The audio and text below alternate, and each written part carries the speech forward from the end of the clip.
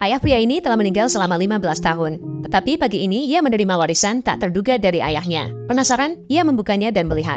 Itu adalah patung es penguin. Ia dengan hati-hati meletakkan penguin itu di atas meja. Satu panggilan telepon kemudian, penguin itu secara ajaib hidup kembali. Tetapi ketika ia berbalik lagi, penguin itu telah menghilang. Saat ia bertanya-tanya, sebuah panggilan aneh menariknya. Dia perlahan-lahan berbalik. Ya ampun, ini adalah penguin hidup. Pria itu dengan hati-hati mendekati penguin. Ia menyentuhnya dengan tangannya. Setelah memastikannya hidup, dia mengambilnya dalam pelukannya. Namun, penguin itu tidak terpengaruh. Dia memberinya hadiah. Pria itu tidak berdaya, tetapi ia tidak punya pilihan selain memasukkan penguin ke dalam bak mandi dengan es batu dan bergegas pergi bekerja. Tetapi sedikit yang ia ketahui, ini bisa saja membunuhnya. Karena segera setelah pria itu pergi, penguin tidak bisa menahan kegembiraan dan kegembiraannya, melompat dan melompat di bak mandi, dan bahkan mencoba terbang. Tetapi secara tidak sengaja menyalakan keran. Setelah beberapa saat, kolam air terisi. Penguin-penguin itu sangat bahagia. Bak mandi seperti samudera saat ini. Dia berenang di dalamnya. Di malam hari, Mike si pria pulang dari kerja. Ia hendak pergi ke toilet untuk memeriksa penguin itu. Dan ketika ia membuka pintu, berkat tangan Mike yang cepat, dia tidak tersapu oleh air. Tetapi hal itu hampir membunuhnya. Tetapi kemudian penguin itu memberinya hadiah lain. Mike tidak tahan lagi. Ia memutuskan untuk mengusir penguin itu. Ketika ia menghubungi banyak organisasi, dan tidak ada satupun dari mereka yang bisa mengambil penguin itu. Tidak ada yang bisa ia lakukan. Mike tidak punya pilihan selain melawan penguin sampai akhir yang pahit. Dan begitulah adanya. Mike dan penguin saling menatap satu sama lain. Malam telah berakhir. Keesokan paginya,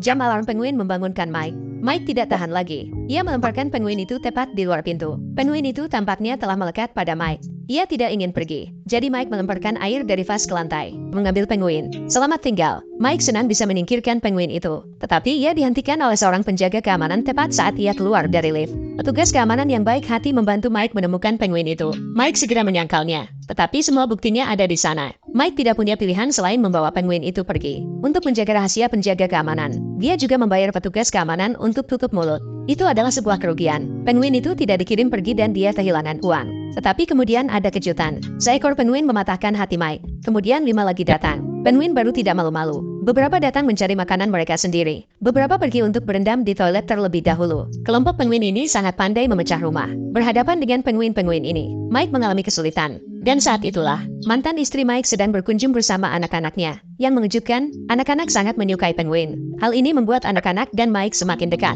Sementara Mike menikmati momen kebahagiaan yang langka. Bel pintu berbunyi lagi. Kali ini adalah petugas pengawas hewan. Dia mengatakan kepada Mike bahwa dia bisa membawa penguin-penguin itu pergi. Tapi itu adalah kesempatan langka ketika Mike begitu bahagia dengan keluarganya. Ia tidak tega merusaknya. Jadi, ia meminta staf untuk kembali di lain hari. Putranya mendengar percakapan mereka. Ia membuat ayahnya bersumpah bahwa ia tidak akan pernah memberikan penguin-penguin itu. Mike harus setuju. Meskipun Mike tidak menyukai ruangan penguin. Tetapi kabar baiknya adalah, anak-anak secara sukarela datang kembali besok. Hal ini tentu saja membuat Mike, yang biasanya hanya melihat anak-anaknya setiap setengah bulan sekali, merasa senang. Tetapi bagaimana bergaul dengan 6 penguin? Itu adalah tugas yang sulit bagi Mike. Bayi paus ini mencoba untuk bunuh diri. Dia menjulurkan kepalanya keluar dari air. Sekali pandang ke langit, kemudian ia tenggelam ke dalam air. Namun, manusia di pantai tidak tahu. Orang tua paus menjulurkan kepala mereka keluar dari air untuk meminta bantuan. Orang-orang menganggap ini sebagai tanda bahwa mereka siap untuk pergi. Paus-paus itu putus asa, tetapi naluri mereka untuk bertahan hidup mendorong mereka untuk mengikuti lubang yang digali oleh manusia. Orang-orang sangat senang melihat paus berangkat. Kegembiraan yang tinggi. Mereka berkumpul di pintu masuk lubang untuk menyaksikan. Dan saat itulah, Anna menyadari ada sesuatu yang salah.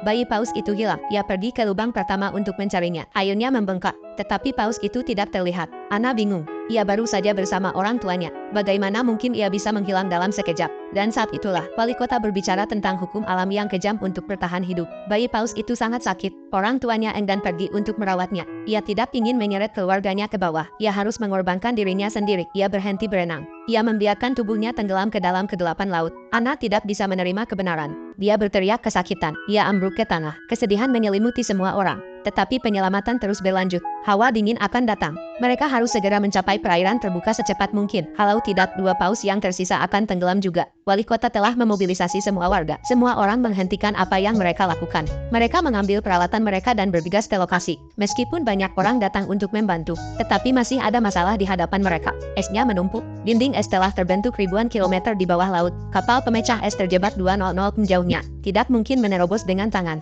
Tetapi Anna tidak menyerah. Dia mendekati presiden, berharap bahwa ia akan mengesampingkan prasangkanya untuk sementara waktu. Untuk meminta bantuan dari Angkatan Laut Soviet di dekatnya. Mintalah bantuan dari pemecah es mereka. Presiden belum pernah mendengar permintaan semacam itu. Uni Soviet adalah saingan Amerika Serikat. Anna ingin meminta bantuan mereka. Dan kolonel mengatakan itu tidak mungkin. Kata-kata Anna selanjutnya, tetapi kata-kata Anna berikutnya membuat mereka tidak bisa berkata-kata. Seluruh negeri menyaksikan untuk menyelamatkan paus. Saat itu tengah berlangsung pemilihan umum. Jika presiden tidak setuju, ketika itu berakhir, Anna akan berbaris dan memprotes. Dan itulah bagaimana dia akan dipilih. Presiden tidak menyangka Anna akan mengatakan itu. Ia tidak tahu apa yang harus dilakukan. Pada akhirnya, solusi Anna berhasil. Presiden ditekan, setuju untuk meminta bantuan Angkatan Laut Soviet. Ketika berita itu tersiar, media berita dunia meledak. Tidak ada yang bisa membayangkan. Rial Perang Dingin akan setuju untuk bekerja sama untuk menyelamatkan paus. Berita itu sampai ke tempat kejadian. Kerumunan orang terinspirasi. Semua orang penuh energi. Segera mereka menggali sampai ke kaki dinding es. 425 lubang di seluruh lautan beku. Itu adalah kerja keras. Tetapi semua orang senang. Tiba-tiba, sirene berbunyi, menarik perhatian semua orang. Di kejauhan, kapal pemecah es Soviet datang dengan cepat. Anna tidak menyangka Soviet akan datang begitu cepat. Pikiran bahwa paus akan segera dapat melarikan diri. Hatinya akhirnya lega. Namun, suasana di atas kapal pemecah es sangat berat. Dinding es itu lebih besar dari yang diperkirakan kapten. Tidak akan mudah untuk mencapai pintu keluar. Kapten memberikan perintah untuk memperlambat laju. Dengan ragu-ragu, ia mengarahkan ke arah dinding. Orang-orang di pantai menahan napas. Harapan yang tinggi, tetapi detik berikutnya kecepatannya terlalu lambat. Dinding es tidak bergerak sama sekali. Tetapi saat kerumunan orang kecewa, suara kapten terdengar melalui radio. Kawan-kawan, kami hanya menguji air. Kita akan mempercepat. Menyingkirlah dari jalan. Segera setelah kata-kata itu diucapkan, pemecah es datang dengan kecepatan yang lebih cepat. Ia menghantam dinding. Sebuah retakan besar terjadi. Tetapi dinding es tidak pecah. Kapten tidak senang. Ia memerintahkan kapal pemecah es untuk melaju dengan kecepatan penuh. Entah pistol es akan menerobos, atau kapal akan hancur. Dalam sekejap, hati para pria itu terangkat. Pada titik ini, pemecah es meluncur ke depan, dan dinding es pecah menjadi lubang besar. Semangat juang para pejuang sangat mengejutkan.